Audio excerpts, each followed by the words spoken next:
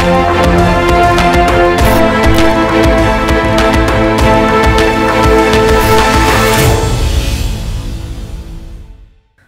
Back to మీ MLA హిట్టాఫట్టా.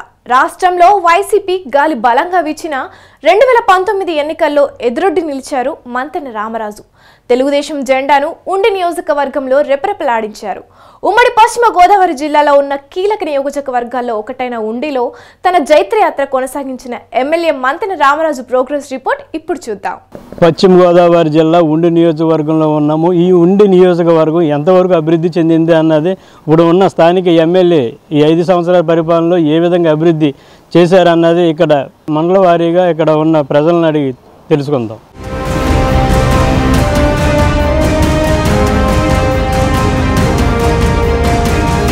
Fan గాలి 2019 ఆంధ్రప్రదేశ్ ఎన్నికల్లో యమ స్పీడ్గా తిరిగింది. ఆ దెబ్బకు ప్రతిపక్షాలు అతలాకుతలమయ్యాయి. విపక్షాలకు చెందిన పలువురు సీనియర్లు, దిగ్గజ నేతలు ఓటమి పాలయ్యారు. కేవలం 23 స్థానాల్లో మాత్రమే టీడీపీ గెలుపొందగా అందులో ఒకటి ఉమ్మడి పశ్చిమ గోదావరి జిల్లాలోని ఉండి నియోజకవర్గం.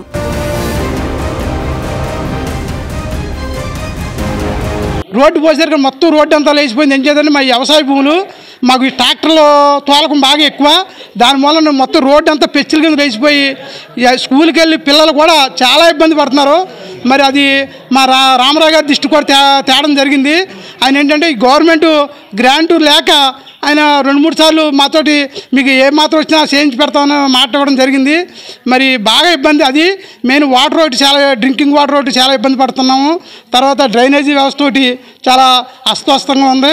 డ్రైనేజీ ఎక్కడ వాటర్ వస్తే మన వర్షాకాలం వస్తే నీళ్లు మునిగిపోతున్నాయి. రోడ్డు మీద సిమెంట్ రోడ్డు మీద వాటర్ వచ్చేసి విధానం ఉంది. మరి డ్రైనేజీ వ్యవస్థ ఒకటి, డ్రింకింగ్ వాటర్ ఒకటి, మెయిన్ మాకు R&B రోడ్డు ఒకటి చాలా అధ్వానంగా ఉంది. మరి ఇవన్నా వచ్చిన తర్వాత నెక్స్ట్ టైం అయినా మాకు ఈ సమస్యలు తీర్చి పెడతారని రామరాజు గారికి మా గ్రామం తరపున కోరుకుంటున్నాం.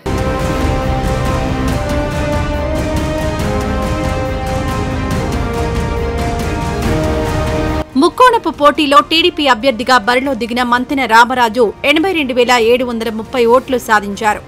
ప్రత్యర్థి వైసీపీ పార్టీ నుంచి పోటీలో నిలిచిన పీవీఎల్ నరసింహరాజుకు 71,781 ఓట్లు పోలయ్యాయి. ఇక సిపిఐ పార్టీ నుంచి బి బలరామరాజు పోటీ చేయగా ఆయనకు 24,737 ఓట్లు దక్కాయి. దీంతో త్రిముఖ పోటీలో 10,949 ఓట్ల మెజారిటీతో గెలుపొందారు మంతెన రామరాజు.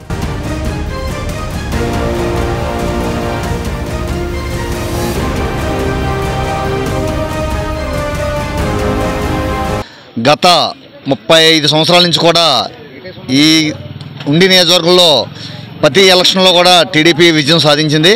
ఒక్కసారి మట్టికి సర్రాజు గారు సాధించారు. ఉండి నియోజకవర్గంలో డెవలప్ అన్నది లేదు.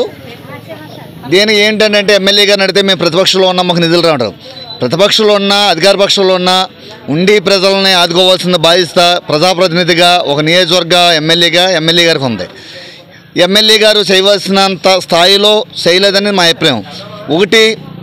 మరొకటి అంటే అధికార పక్షం చేసిన ఎమ్మెల్యే చేసిన ఎమ్మెల్యేని చేయలేకపోతాం.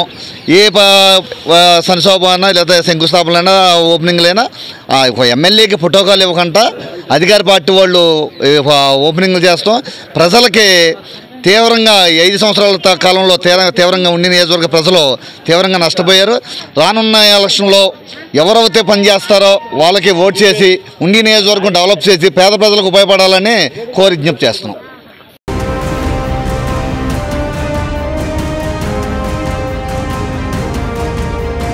మంతెన రామరాజు గెలుపుతో టీడీపీ శ్రేణులు సంబరాలు చేసుకున్నాయి. ఇంతవరకు బాగానే ఉంది కానీ రాష్ట్రంలో వైసీపీ సర్కారు కొలువు తీరింది. ఇక్కడే పరిస్థితి మారిపోయింది. ప్రతిపక్ష పార్టీ ఎమ్మెల్యే కావడంతో తనకు సర్కార్ నుంచి ఆశించిన మేర సహకారం లభించలేదన్నది ఎమ్మెల్యే చెప్పే మాట. అయినా ప్రభుత్వం తరపున మాత్రం అర్హులకు దక్కాల్సిన పథకాలు అందేలా ఎమ్మెల్యే కృషి చేశారన్న వాదన వినిపిస్తోంది. నవరత్నాల్లో భాగంగా అర్హులైన పేదలందరికీ ఇళ్లు, రైతు భరోసా కేంద్రాల ఏర్పాటు, ఆరోగ్యశ్రీ, ఫీజు రియంబర్స్మెంట్, అమ్మఒడి, పింఛన్ కానుక, వైఎస్ఆర్ చేయూత, ఆసరా పథకాలు ఎక్కువ శాతం అమలయ్యేలా చూశారు. కానీ అందులోనూ ఆశించిన మేర జరగలేదన్న అభిప్రాయం ప్రజల్లో వ్యక్తమవుతోంది.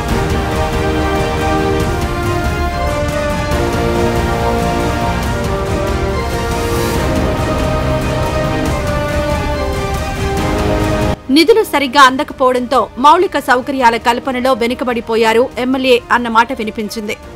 అయితే నర్సాపురం ఎంపీ రఘురామకృష్ణంరాజు అందించిన నిధులతో నియోజకవర్గంలోని 72 గ్రామాల్లో చిన్న ఓ మోస్తరు పనులు చేయించగలిగారని చెబుతున్నారు ఎమ్మెల్యే మద్దతుదారులు.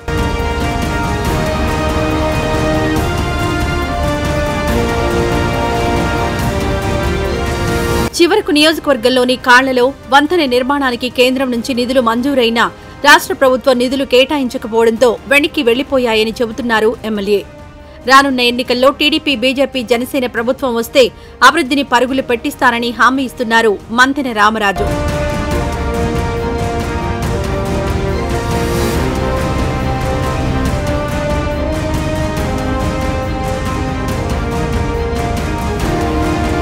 ఉండి నియోజకవర్గంలో భారీ అభివృద్ధి ఎలాగూ లేదు సరికదా, కనీసం మౌలిక వసతులు సైతం అంతంత మాత్రమేనని చెప్పాలి. ప్రధానంగా వేసవి కావడంతో మంచినీటి సమస్య ఎక్కువగా ఉంది. రోడ్లు, డ్రైనేజీల నిర్మాణం, డంపింగ్ యార్డు, ట్రాఫిక్ సమస్యలు ఇలా ఒకటేమిటి చెప్పుకుంటూ పోతే ఈ లిస్టు చాంతాడంత అవుతుందన్న మాట వినిపిస్తోంది. గెలిచిన ఎమ్మెల్యే ఒక పార్టీ, రాష్ట్రంలో అధికారంలోకి వచ్చిన ప్రభుత్వం మరో పార్టీ. అయితే ఎలా ఉంటుంది అన్నదానికి ప్రత్యక్ష నిదర్శనం ఉండిని చూపిస్తే సరిపోతుంది అన్న వాదన వినిపిస్తోంది. ఉండిలో ప్రధాన సమస్యలు ఎటూ పరిష్కారం కాలేదు సరికదా, చిన్న చిన్న పనులైనా అయ్యాయా అంటే అదీ లేదనే చెప్పాలి. నియోజకవర్గంలో మేజర్ పంచాయతీగా ఉన్న ఆకివీడు ఇప్పుడు నగర పంచాయతీ అయింది. దీంతో సమస్యలు తీరుతాయని అంతా భావించారు. అయినా ఎక్కడ వేసిన గొంగళి అక్కడే అన్న చందంగా పరిస్థితి మారిందన్న విమర్శలున్నాయి. డ్రైనేజీ వ్యవస్థ అయితే అస్తవ్యస్తంగా మారిపోయింది. రోడ్లు అధ్వానంగా మారడంతో తరచుగా ప్రమాదాలకు గురవుతున్నారు వాహనదారులు.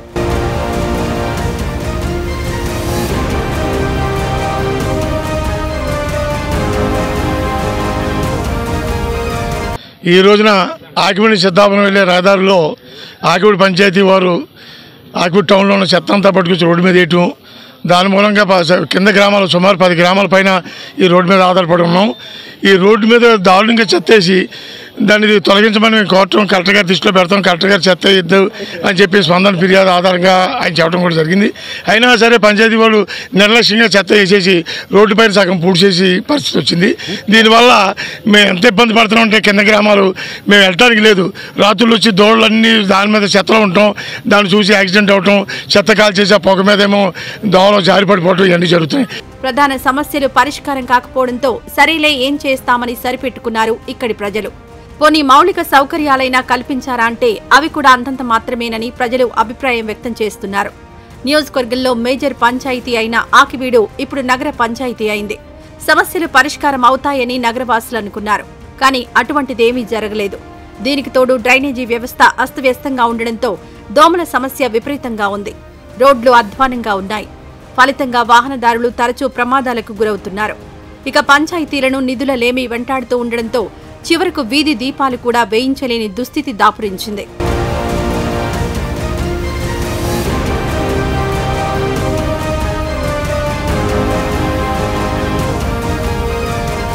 అలాగే ఆకివీడులో రోడ్ల సమస్య కూడా అధ్వానంగా ఉంది.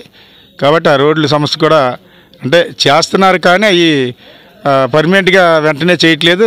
లేదు ఒక స్థాయిలో చేసిన తర్వాత మళ్ళీ కొంత టైం అయినాక మళ్ళీ ఇవి రాళ్ళు తేలిపోవడం, గుంటలు పడడం అనేది జరుగుతుంది. కాబట్టి రోడ్ల సమస్యలు పరిష్కరించాలి. అదేవిధంగా మంచినీళ్ళ సమస్య కూడా ఉంది. మంచినీళ్ళు బాగా వచ్చే విధంగా చూడాలి. చాలామంది ఈ మంచినీళ్ళు తాగే బ్రతకడం అనేది జరుగుతుంది. కాబట్టి ఈ మంచినీళ్ళ సమస్య కూడా దృష్టిలో పెట్టుకొని పరిష్కరించాలని.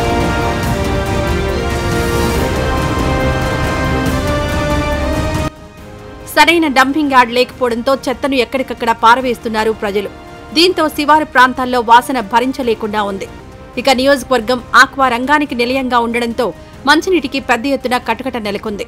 అదే సమయంలో రాష్ట్రంలోనే అతిపెద్ద చేపల మార్కెట్ ఇక్కడే ఉండడంతో ప్రతిరోజు కోట్లలో వ్యాపార లావాదేవీలు జరుగుతుంటాయి.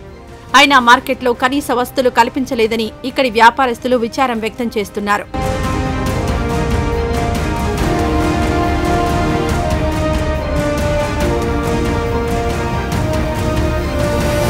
టీడీపీ నుంచి మంతెన రామరాజు గెలవడం, రాష్ట్రంలో వైసీపీ పాలన రావడంతో అనుకున్న స్థాయిలో నియోజకవర్గాన్ని ఎమ్మెల్యే అభివృద్ధి చేయలేకపోయారన్నది ఇక్కడి ప్రజలు సైతం చెప్పే మాట.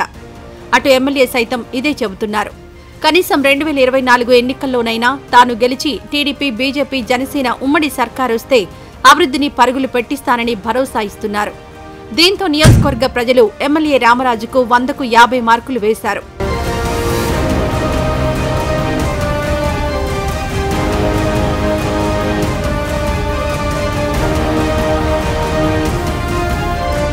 ఆ 72 గ్రామాలు గాను ఆ 72 గ్రామాల్లో నాకు పైన అధికారం వేరే పార్టీ ఉండటం వల్ల టీడీపీ నేను ఇక్కడ ఉండటం వల్ల పైన వైసీపీ అధికారంలో ఉండటం వల్ల ఈ నియోజకవర్గంలో అభివృద్ధి చేయడానికి ఏ విధమైన ఫండ్స్ కూడా రాలేదని చెప్పి ఇక్కడ స్థానిక ఎమ్మెల్యే చెప్పడం జరుగుతుంది.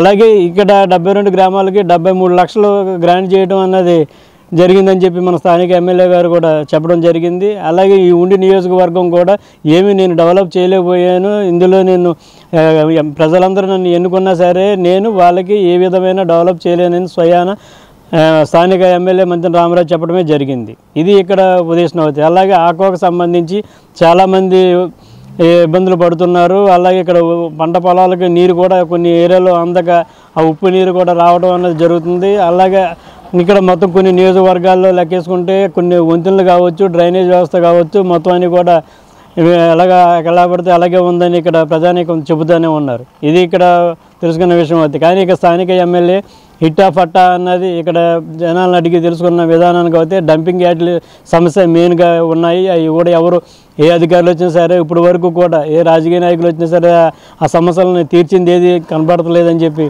ఇక్కడ స్థానికులు వాపోతున్నారు. ఇది ఇక్కడ విషయం అయితే స్థానిక ఎమ్మెల్యే మంత్రి రామరాజు పైన అధికారం వేరేటి వైసీపీ ఉండటం వల్ల ఇక్కడ నేను టీడీపీలో ఉండటం వల్ల నాకు ఎటువంటి ఫండ్స్ విధంగా రాలేకపోవడం వల్ల నేను అభివృద్ధి చేయలేకపోయానని చెప్పి ఆయన స్పష్టంగా చెప్పడం అయితే జరుగుతుంది. కెమెరామెన్ మధుతో ఉండి నియోజకవర్గం నుంచి సతీష్, స్వతంత్ర టీవీ. 2024 ఎన్నికల్లో మరోసారి టీడీపీ కూటమి తరపున మంతెన రామరాజు పోటీ చేస్తున్నారు. వైసీపీ నుంచి పీవీఎల్ నరసింహరాజు బరిలో దిగుతున్నారు. మరి ఇద్దరిలో గెలిచేదెవరు? ఇదే ఇప్పుడు అత్యంత ఆసక్తి రేపుతోంది. ఇది వాల్టి మీ ఎమ్మెల్యే హిటాఫటా. రేపు మరో ఇద్దరు ఎమ్మెల్యేల ప్రోగ్రెస్ రిపోర్ట్తో కలుసుకుందాం. అంతవరకు సెలవు, నమస్తే.